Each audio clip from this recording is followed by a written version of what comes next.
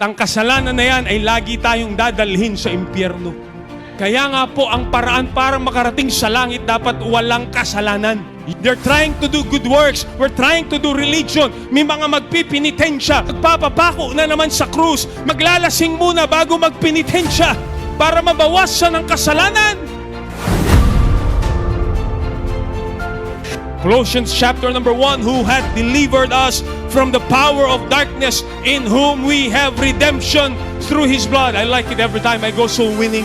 Mga tao'y nagbabakasakali na lamang pupunta sa impyerno, gumagawa ng paraan. They're trying to do good works. We're trying to do religion. May mga magpipinitensya. May mga magpapapako na naman sa krus. Meron na namang magtutubog ng pako sa alcohol para stainless muna bago ipako sa kanila.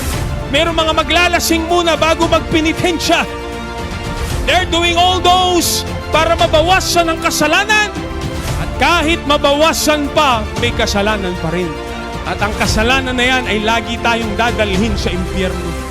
Kaya nga po ang paraan para makarating sa langit dapat walang kasalanan. You may be a good member. You may grow up in Sunday school.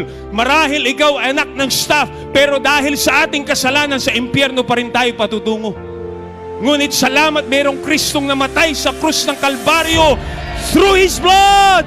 That's why we were not redeemed with corruptible things.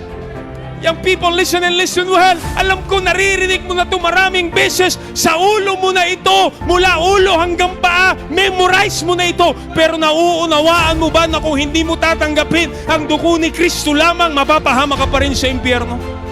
Memorize mo na. Alam mo na ang Roman Road. Lumipat ka na nga sa Sams Road, Malakay Road, Pasay Road, lahat na ng road sinaulo mo.